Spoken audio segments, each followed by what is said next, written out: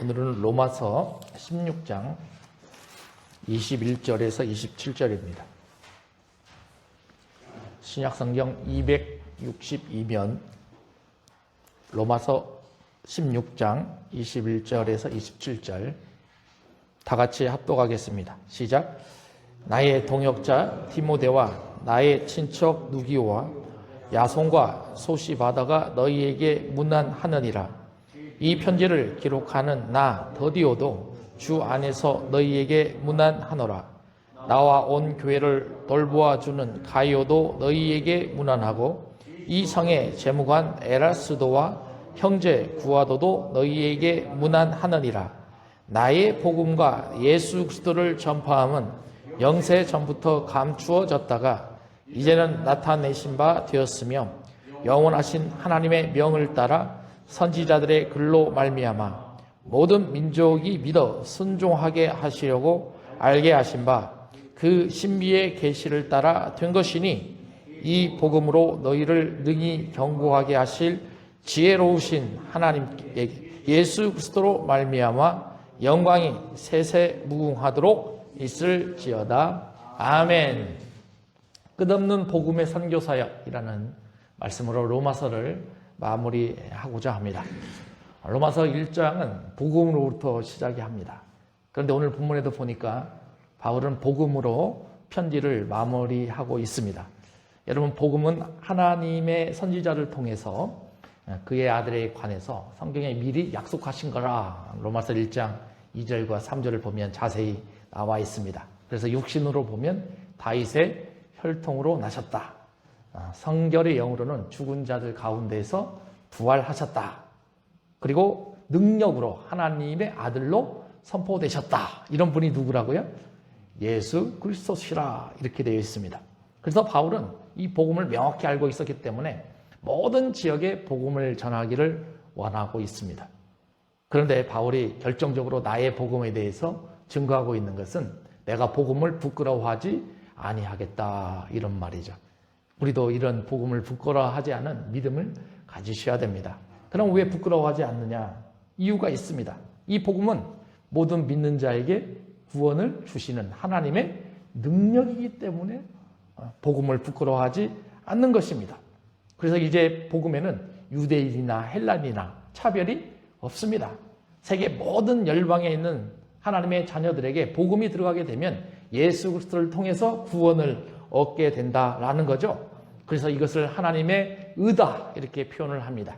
복음에는 하나님의 의가 나타난다. 믿음을 통해서 믿음에 이르게 한다. 그래서 오직 의인은 믿음으로 말미암아 살리라 이렇게 되어 있습니다. 그런데 오늘 25절을 보세요. 사도 바울이요 뭐라고 표현을 하냐면 나의 복음이다 이렇게 표현을 합니다. 나의 복음이다. 이것은 사도 바울의 신앙 고백입니다. 여러분들도 사도 바울처럼 나의 복음이다 라는 신앙 고백이 있으셔야 돼요. 사도 바울은 다메섹 도상에서 예수 그리스도를 인격적으로 만났습니다. 그리고 예수님을 통해서 사도 바울이 해야 될 이방인의 사역에 대해서 소명도 분명히 받았습니다. 그의 사명이 분명했습니다. 그렇기 때문에 사도 바울은 자신이 앞으로 해야 될 일이 무엇인지를 분명히 인식했다라는 거죠. 내부적으로는 진리를 깨달았습니다. 그러나 외부적으로 보면 자신의 신앙을 간절하게 고백하면서 복음 사역에 임하였던 것을 우리는 알 수가 있다라는 것입니다. 이런 사람이 사도 바울처럼 자신이 있는 모든 것들을 배설물로 여길 수가 있습니다. 그런 사람이 바로 하나님께서 부르심을 받고 사명을 감당해낼 수 있고 나의 복음이 무엇인지를 인식하며 고백할 수 있다라는 겁니다. 여러분들도 오늘 본문 말씀을 통해서 나의 복음이 무엇인가를 고백할 수 있는 신앙의 간증이 나타나셨으면 좋겠습니다.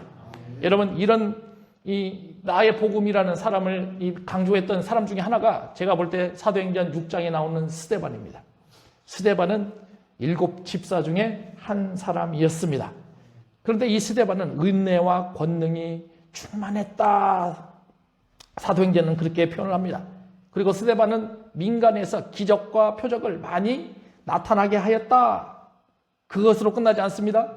아가야 지방에서 왔던 많은 철학자들과 논쟁을 하는데 복음으로서 그 논쟁에서 이겨가게 했던 사람이 바로 스데반이었다라는 거죠. 그런데 많은 사람들이 그 스데반의 얼굴을 보니까 그의 스데반의 얼굴이 뭐와 같았다? 천사와 같았더라. 여러분, 나의 복음이라고 강조하고 주장하는 사람들은요, 성령께서 역사하셔서 성령의 하나님이 그와 동행해 주십니다. 그리고 그를 통해서 천사와 같은 모습을 보여주게 된다는 거죠. 여러분, 그리고 나서 사도 바울은 7장에서 신약성경 중에 가장 설교를 많이 했던 그런 사람으로 평가되고 있습니다. 1절부터 53절까지 스데반의 설교가 쭉 나오지 않습니까? 그리고 난 다음에 성령님께서 이 스데반을 어디로 끌고 가시냐면 순교할 수 있게끔 끌고 가십니다. 여러분, 순교라는 것은 목숨을 버리는 겁니다. 얼마나 어려운 일입니까? 그런데 나의 복음을 알고 하나님의 사역이 무엇인지를 분명히 인식했던 스데반이기 때문에 그 순교의 사역을 거절하지 않습니다.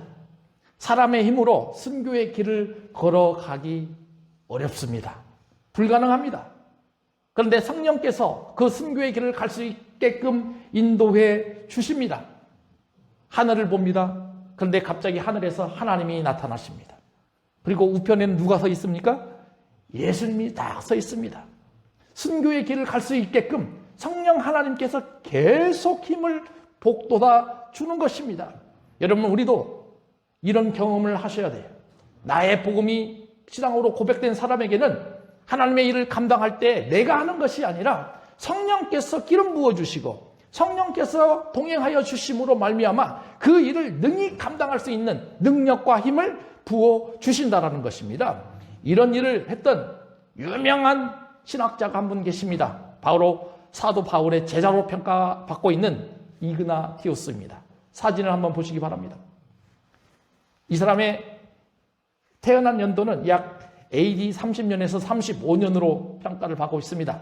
그런데 자기 자신을 뭐라고 표현하냐면 나는 하나님의 사자다 이렇게 표현하고 다녔어요. 나는 하나님의 사자다. 여러분, 사자가 얼마나 용맹스러운 모습을 가지고 있습니까? 그런데 이 이그나티우스도요, 안디옥 교회의 감독으로 평가를 받고 있었는데요, 그렇게 신앙생활을 잘하는데 사단이 가만두지를 않습니다. 그래서 반대 세력이 이 이그나티우스에게 이단자로 몰아세웁니다. 결국 그것이 형성이 되어서 로마에까지 끌려가 처형을 받게 되는 상황까지 가게 됩니다. 그런데 이것을 안 로마 사람들이요, 이그나티우스를 구원해낼 계책을 모략합니다. 그리고 이에게 우리가 너를 구해내겠다. 그러나 이그나티우스는 그것을 거절합니다. 왜냐? 내가 로마에서 처형당하는 것이 누구의 뜻이다?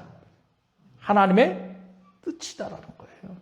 마치 스데반처럼 나도 로마에서 처형을 당해야, 순교를 당해야 하나님의 이름이 증거되는 것이고 예수 그리스도의 복음이 나타나는 것이다. 그래서 결국 그 모든 것들을 거절하고 로마에서 처형을 당하게 됩니다. 그가 마지막으로 처형당하기 전에 말씀하신 내용이 바로 이 내용입니다. 같이 읽어봅니다. 시작. 나는 더 이상 육신의 양식을 탐하지 않습니다. 그러나 예수 그리스도의 몸이신 하나님의 떡을 맛보기 원합니다. 또한 영원히 목마르지 않게 할 그의 보혈을 마시기를 원합니다. 나는 하나님의 미랄이니 짐승의 이빨에 갈려서 그리스도의 깨끗한 빵으로 발견될 것입니다. 여러분, 비록 예수님께서 말씀하시지 않았지만 이 신학자가 자신의가 순교를 함으로써 어떻게 하나님의 이름을 드러낼 것인가, 이 복음을 어떻게 증거하실까를 마지막으로 표현한 장면이에요. 육신을 탐하지 않겠다. 예수님의 몸이신 떡을 먹겠다. 그리스도께서 흘리셨던 이 보혈을 나는 마시겠다. 그리고 깨끗한 빵으로 다시 태어나겠다. 이런 간증이 우리들 앞에도 나와야 된다는 거예요. 여러분, 데살로니가전서 1장 5절 7절을 같이 읽어봅니다. 시작. 이는 우리 복음이 너희에게 말로만 이른 것이 아니라 또한 능력과 성령과 큰 확신으로 된 것임이라. 우리가 너희 가운데서 너희를 위하여 어떤 사람이 된 것은 너희가 아는 바와 같으니라. 또 너희는 많은 환난 가운데서 성령의 기쁨으로 말씀을 받아 우리와 주를 본받는 자가 되었으니 그러므로 너희가 마게도냐와 아가야에 있는 모든 믿는 자의 본이 되었느니라. 이렇게 되어 있어요. 사도 바울이 가장 아름다운 교회라고 평가받는 데살로니가 교회에 편지를 씁니다. 그런데 5절을 잘 보시기 바랍니다. 우리 복음이 너희에게 말로만 이른 것이 아니다라는 거예요. 여러분 신앙생활도 이렇게 해야 됩니다. 하나님의 말씀은 말로만 들으면 된다 안 된다? 안 돼요. 세 가지가 있지 않습니까? 첫 번째가 뭐가 나타난다? 복음에는 능력이 나타납니다. 여러분들도 그런 능력을 받으셔야 됩니다. 그리고 신앙생활 하면서 나를 통해서 역사하시는 하나님의 능력을 경험하셔야 된다는 거예요. 그 다음에 그런 사람들에게는 누가 함께 하신다? 성령이 함께 하신다라는 것입니다. 그러니 이 능력은 나의 힘으로 된 것이 아니라 누구의 힘을 통해서 가능하다? 성령의 힘을 통해서 가능하다라는 것입니다. 이런 신앙생활이 잘 이루어질 때 그런 사람들은 확신을 갖게 되는 것입니다. 그리고 예수 그리스도가 나와 함께 하는구나. 내 안에 예수님이 계시는구나. 그런 확신을 가지면서 바로 나의 복음이 무엇인가를 고백할 수 있는 신앙의 간증을 만들어낼 수 있다라는 것입니다. 신앙생활 하다 보면 얼마나 많은 환난들이 옵니까? 그런데 6절 맨 마지막에 뭐라고 되어 있어요? 나는 주를 본받는 자가 되리라. 주님이 어딜 가셨습니까? 십자가의 길을 가셨습니다. 그러면 우리도 그런 본받는 자가 되셔서 십자가의 길을 걸어갈 수 있는 신앙인이 되어야 된다는 거예요. 여러분 나의 복음을 간증할 수 있는 사람이 이런 자세를 견지할 수가 있어요. 그러면 거기에서 끝나냐? 아니잖아요. 7절 맨 마지막에 뭐라고 되어 있습니까? 모든 믿는 자의 본이 된다는 거죠. 여러분들 한 사람 한 사람이 신앙인으로서 잘 성장하게 된다면 주변에서 수많은 영혼들이 여러분들의 모습을 보면서 아, 저분은 진정한 예수 그리스도의 제자구나. 저분은 진정한 하나님의 사람이구나 라고 고백하며 여러분들을 바라보게 된다라는 거예요. 여러분 신앙생활에 이런 모습이 나타났으면 좋겠어요. 여러분 이제 바울은요 25절과 26절을 보면 이 복음이 무엇인가를 정리를 해줍니다. 25절과 26절 같이 읽어봅니다. 25절만 읽습니다. 시작. 나의 복음과 예수 그리스도를 전파함은 영세전부터 감추어졌다가 이렇게 됐어요. 그런데 이 복음이 영세전부터 어떻게 됐다? 감추어졌다가. 그런데 26절 전반절에 보니까 이렇게 돼 있어요. 이제는 어떻게 됐다? 나타나신 바 되었다. 이렇게 평가를 합니다. 그러면 이 복음이라는 것은 그냥 우연히 그냥 나타난 것이 아니라 영원전부터라는 것은 창조 전부터 하나님은 계획하고 있었다라는 거예요. 네? 지구가 나타나기 전에도 이미 하나님은 이것을 모든 것을 다 계획하고 있었다라는 거죠. 그런데 이제는 26절에 이제는요. 이제는 누가 오셨다라는 거예요?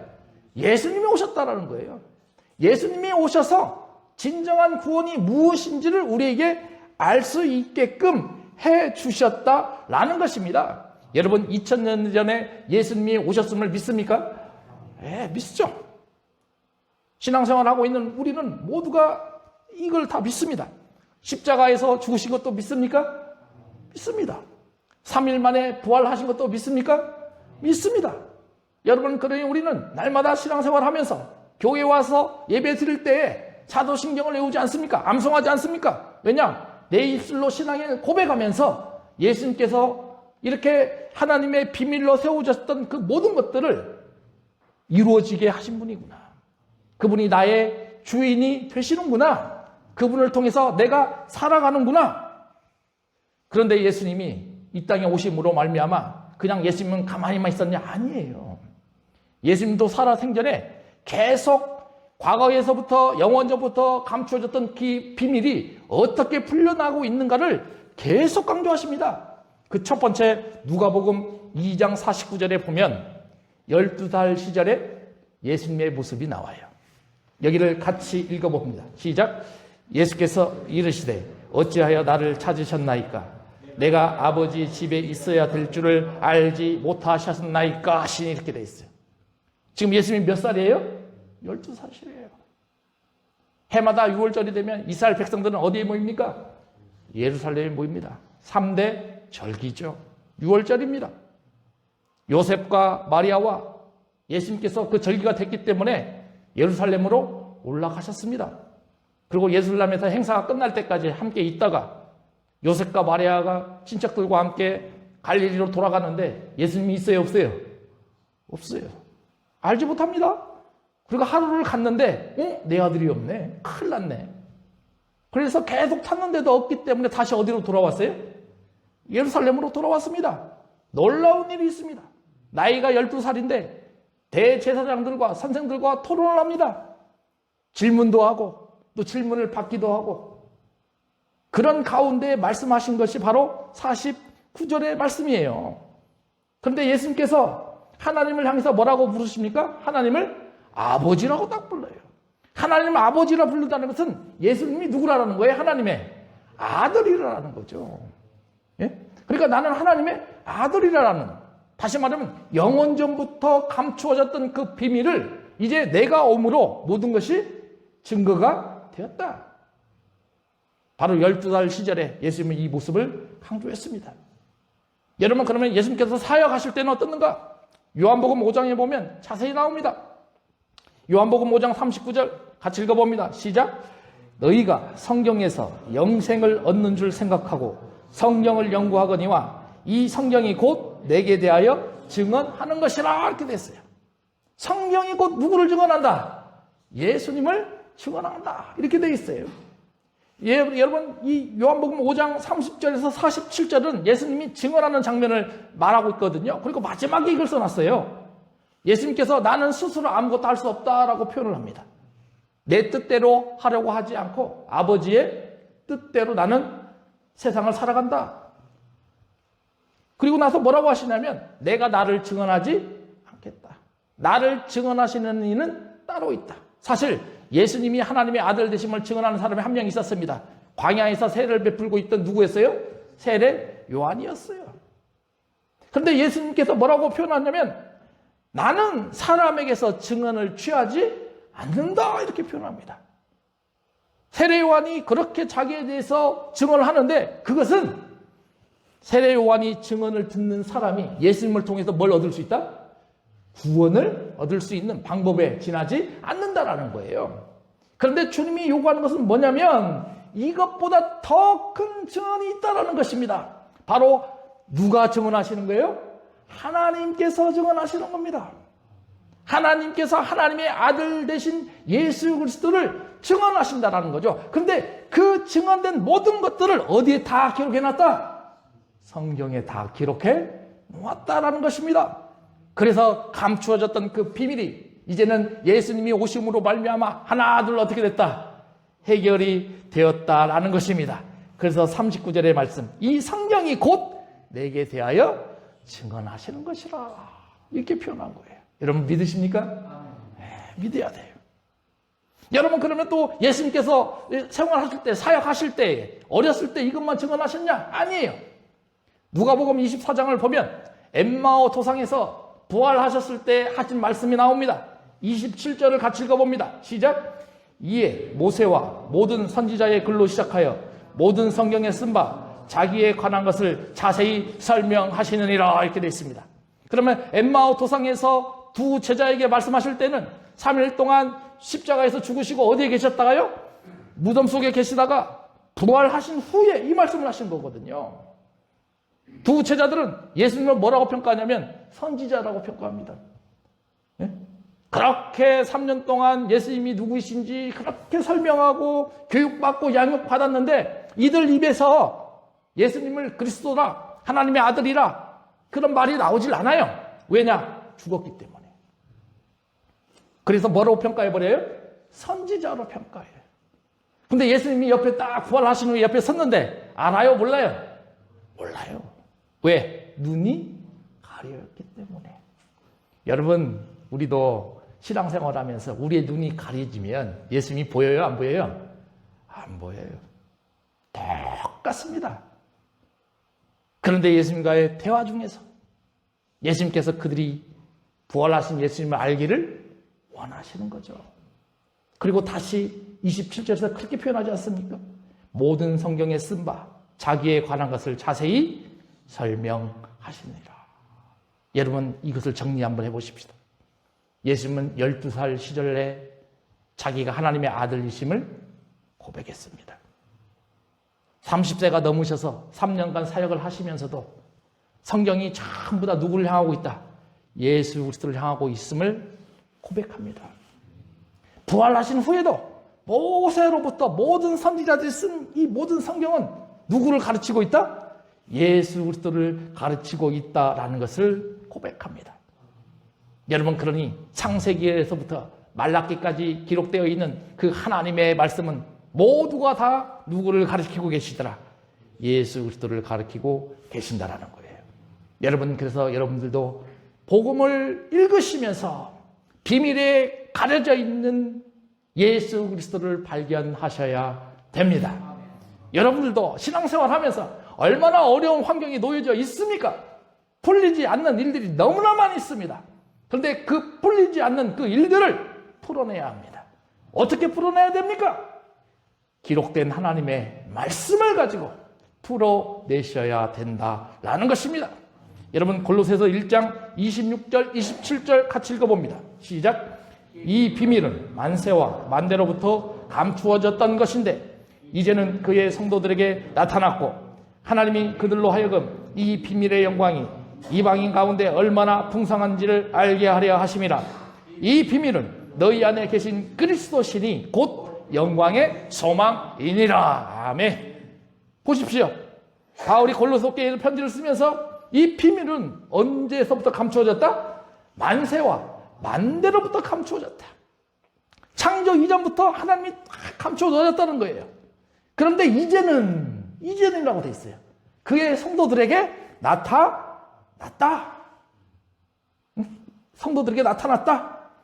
이 비밀의 영광이 이방인 가운데 얼마나 풍성한지를 알게 하려 하심이라. 유대인들에게만 극한하지 않습니다. 이제 누구에게도 다 들어가요? 이방인들에게도 다 들어가요.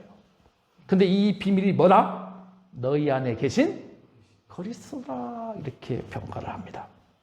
근데 그리스도를 맨 마지막에 영광의 소망이다, 이렇게 표현하는 거죠. 여러분, 그러니 이런 예수 그리스도를 잘 알고 소망을 가지셔야 돼요.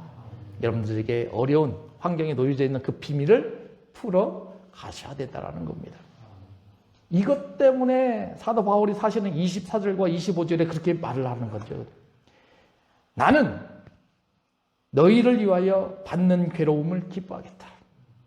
나의 복음을 증거하는 사람들 이런 말이 나오는 거예요. 너희를 위하여 받는 괴로움을 기뻐하겠다. 왜냐? 그리스도의 남은 고난을 그의 몸된 교회를 위하여 내 육체에 채우겠다라는 거예요. 그리스도의 고난을 누구의 육체에 채우겠다? 내 육체에 채우겠다라는 거예요. 이런 고백 때문에 내가 교회의 일꾼이 되었다라는 것입니다.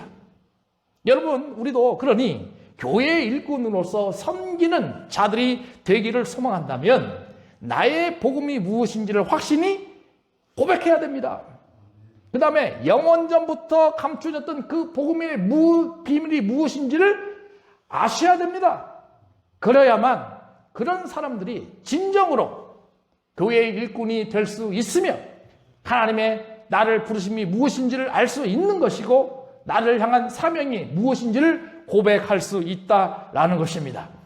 여러분들도 이런 복음의 비밀을 잘 알고 하나님께서 원하시는 사역에 한 발짝 한 발짝 걸어가 줄 수 있는 성도들이 되셨으면 감사하겠어요. 여러분, 이제 바울이 26절, 이제 바울은 로마서에 대한 편지를 마무리 짓습니다. 마치 예수님께서 승천하시기 전에 제자들에게 말씀하신 것과 굉장히 유사합니다. 같이 읽어봅니다. 시작. 이제는 나타나신 바 되었으며 영원하신 하나님의 명을 따라 선지자들의 글로 말미암아 모든 민족이 믿어 순종하게 하시려고 알게 하신 바 그 신비의 계시를 따라 된 것이니 이 복음으로 너희를 능히 견고하게 하실. 이렇게 돼 있어요.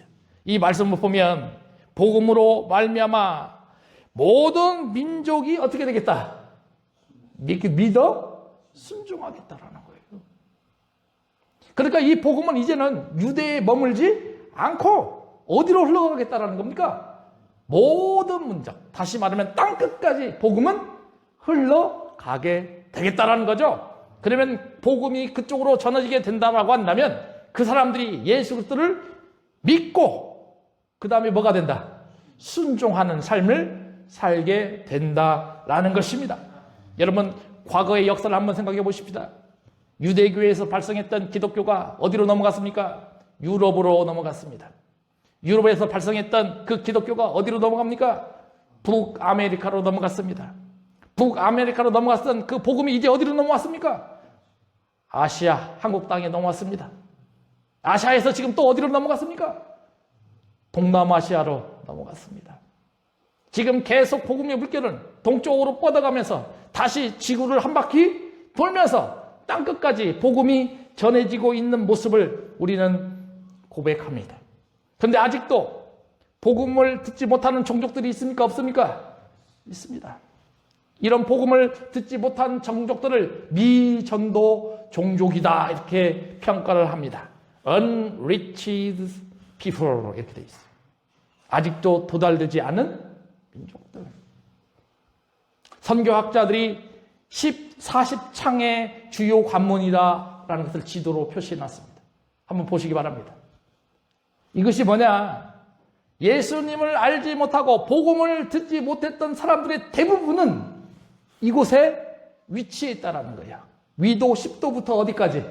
40도까지. 예? 세계 열방을 보니까 미전도 종족의 대부분이 이곳에 위치해 있다는 것입니다. 그러면 미전도 종족을 향해서 우리는 앞으로 사역을 어떠한 관점으로 해야 되는가? 두 번째 그림을 보시기 바랍니다. 10개의 섹터로 나눴습니다. 첫 번째 러시아, 몽골, 시베리아, 중앙아시아, 그리고 인도, 차이나까지. 수많은 선교사님들이 미전도 종족을 향해서 이 지역을 향해서 복음의 물결을 세워가기를 소망하고 있다라는 거예요. 여러분, 근데 선교학자들이 한번 조사를 해봤으니 왜 미전도 종족이 생겨났는가? 가장 큰 이유가 뭐냐면 언어의 장벽. 우리나라 사람들은 이해를 잘 못해요. 왜냐하면 우리나라 사람은 무슨 민족이라고 해요? 한민족. 언어도 몇 개? 한 개. 근데 다른 민족이 그렇지가 않아요.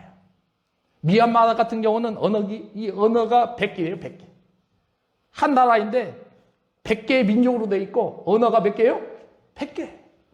그러니까 복음을 전하는데 굉장히 어려운 일들이 나타나고 있어요. 그래서 선교사님들이 생각을 합니다. 어떻게 하면 미전도 종족에게 복음을 전하게 할 것인가? 첫 번째, 성경 번역이 굉장히 필요하다. 다른 종족에게 선교사님들을 개별적으로 파송해야 된다. 또 교회별로 선교 전략을 다시 수립해서 그들에게 하나님의 말씀을 잘 전해야 된다. 인도네시아는 330여 종의 민족으로 되어 있다고 합니다. 인도는 2,000개래요, 2,000개. 인도 인구가 10억 정도 넘잖아요. 근데 종족이 2,000개. 쿠르드족은요, 2천만 명이 삽니다. 근데 뭐가 없어요? 국가가 없어요. 그런데 복음을 들을 수가 없어요. 여러분, 중국은요, 지금 기독교 인구가 1억 명이랍니다. 근데 종족이요, 100여 개의 종족으로 돼 있어서 그 수많은 사람들 중에 복음을 듣지 못한 사람들이 아직도 어마어마하답니다. 이것이 현 시대에 있는 우리에게 나타나는 현상이에요. 학자들이 연구를 해봤습니다. 전 세계의 종족은 24,000개의 종족으로 되어 있다 이렇게 평가를 합니다. 그런데 미전도 종족은 약 10,000개의 종족이 아직도 복음을 듣지 못했다. 그러면 우리가 생각하죠. 아니, 지금 전부 다 뭘 가지고 있어요? 핸드폰을 다 가지고 있는데 아직도 복음을 듣지 못한 사람들이 그렇게 많단 말인가? 여러분, 과학기술이 아무리 발달해도 복음을 전하면 사형에 처하는 나라들이 있어요, 없어요? 있어요. 그러면 그런 사람들은 복음을 들을 수가 있습니까, 없습니까? 없습니다. 그런 나라들이 우리 지구상에 아직도 수없이 많이 있다라는 것입니다. 여러분, 그러니 바울이 오늘 본문에서 마지막으로 쓰고 있는 이 말씀을 우리는 깊이 생각하셔야 됩니다. 그것은 바로 땅끝까지 선교 사역을 하는 선교의 목적지입니다. 예수님께서 제자들에게 당부하셨던 것처럼 우리도 이런 하나님의 선교 사역에 대해서 큰 책임을 가지고 하나님의 말씀을 미 전도 종족에게 전해줄 줄 알아야 된다라는 겁니다. 그러면 이 선교 사역을 혼자 하냐? 아니에요. 절대 혼자 할 수가 없어요. 한 팀이 되어야 됩니다. 그래서 그 팀을 만들어내기 위해서 21절과 23절에 쭉 보시면 이름이 8개가 나옵니다. 그러니까 고린도 교회에서 편지를 쓰고 있는데 이 8명이 전부 다 누구를 다 도와주고 있다. 사도 바울을 도와주고 있어요. 만약 사도 바울 혼자 선교 사역을 했다라고 한다면 3차 전도여행, 4차 전도여행까지 선교 사역을 감당할 수 있었다, 없었다? 없어요. 절대 없어요. 선교 사역을 잘 감당할 수 있게끔 숨은 조력자들이 보이지 않게끔 바울을 도와주고 있어요. 여러분, 첫 번째 21절 보십시오. 누가 나옵니까?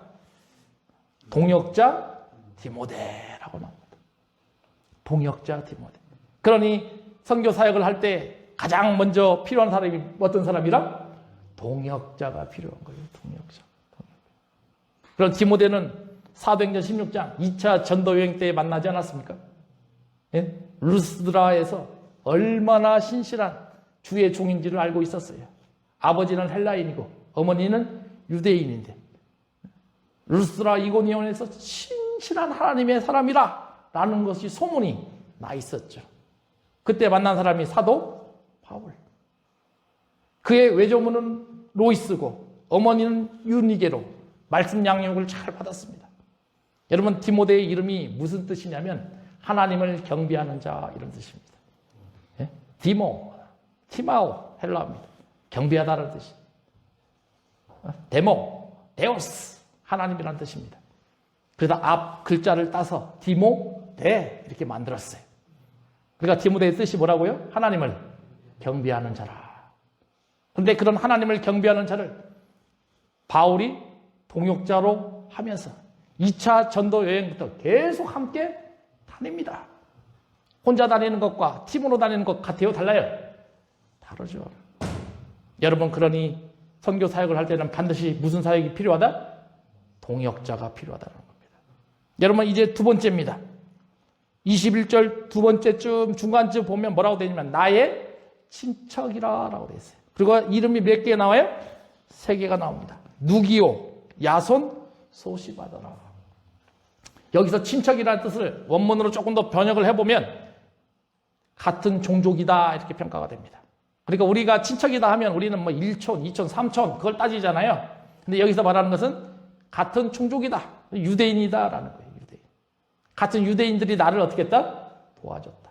사실 바울이 복음을 전할 때 가장 걸림돌이 됐던 사람들이 누구예요? 유대인들이었어요. 그런데 가장 또 도움이 된 사람들도 누구예요? 유대인들이었어요. 하나님이 그 방법을 만들어 가십니다. 성경에서 이 누기오는 누군지를 잘 알 수가 없어요. 그런데 야손은 사도행전에 나옵니다. 감옥에 갇히기 전에 야손이 도와줍니다. 네? 도와움의 손길을 갖춘 사람이 야손. 소시바더도 나옵니다. 헌금을 잘 만들어낼 수 있게끔 도와준 사람이 누구예요? 소시바더입니다. 여러분, 이제 세 번째, 여러분 23절을 보십시오. 22절은 뭐라고 되어 있냐면 이 편지를 기록하는 나 더디오라고 되어 있어요. 그러니까 3차 전도여행쯤 됐을 때 사도 바울은 고린도 후서를 보니까 무슨 병에 걸렸냐면 안질에 걸렸어요. 하나님 내 병을 좀 제발 고쳐주십시오. 몇 번 간구합니까? 3번 간구합니다. 근데 하나님께서 뭐라고 하십니까? 내 은혜가 내가 족하다. 그러면서 바울이 가지고 있는 병을 그대로 간직하고 있죠. 그런데 얼마나 심했으면 글을 쓸 수 있어요? 없어요? 없어요. 그런데 하나님께서 대필자를 세워주신다는 거죠. 그 사람의 이름이 누굽니까? 더디오. 더디오입니다. 그리고 23절에 보십시오. 나와 온 교회를 돌보아주는 누가 있다? 가이오가 있다. 여기에 나오는 온 교회를 돌보아준다. 가이오의 집이 뭐다? 교회였어요. 가이오의 집이 교회였습니다. 그리고 23절 이제 중간쯤 보면 이 성의 재무관 에라스도와 형제 구아도 이렇게 돼 있어요. 그러면 이 성의 재무관은 유대인이에요? 헬라인이에요? 헬라인이에요, 헬라인. 왜냐하면 고린도에서 편지를 썼기 때문에. 그러면 유대인들도 바울을 도와줬지만 이제는 또 누가 더 도와준다? 헬라인들도 도와준다라는 거예요. 그러면 재무관은 뭐가 많아요? 돈이 많아요, 돈이. 그래서 바울이 선교 사역을 할 수 있게끔 물질적으로 부족함이 없게끔 하나님이 이런 사람들을 다 만나게 해 주신다라는 거예요.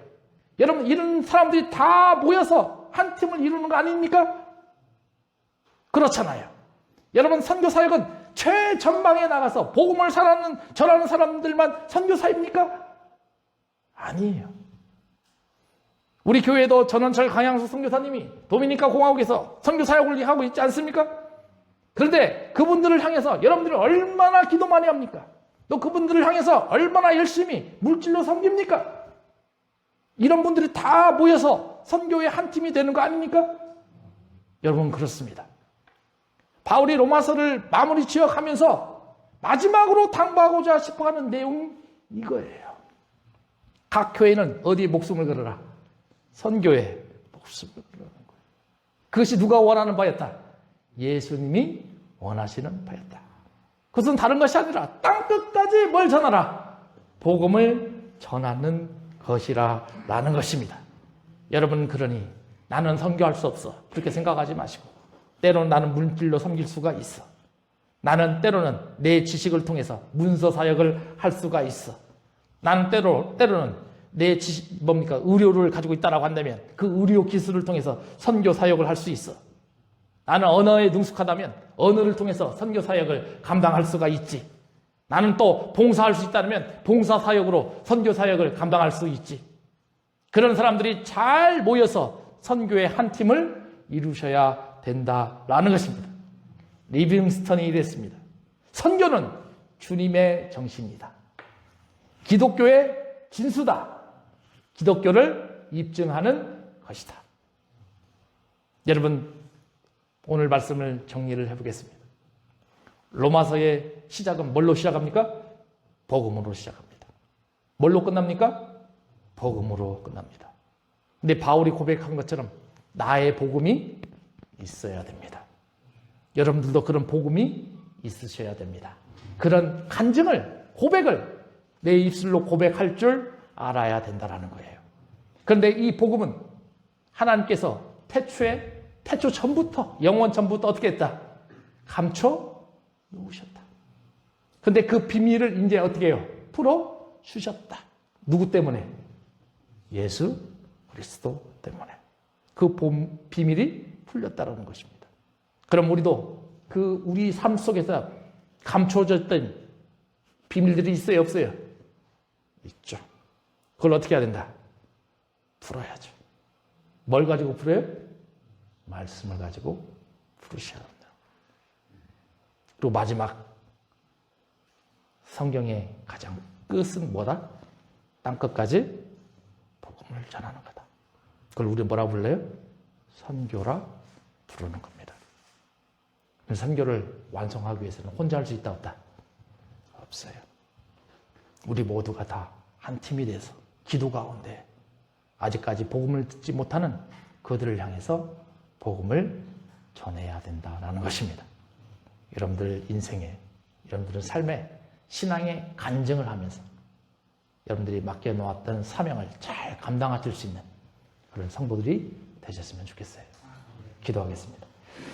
아버지 하나님, 은혜를 감사합니다. 주님께서 로마서를 마무리 짓게 하셨습니다.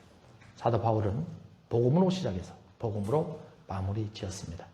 이제 마무리가 땅끝까지 선교 사역을 맡겨 놓았던 것인데 우리도 이런 하나님의 말씀을 잘 보면서 땅끝까지 복음을 전하는 그런 사역에 함께 동참할 수 있는 우리 로고스 교회 성도들 되게 하여 주시옵소서. 예수님의 이름으로 기도하옵나이다.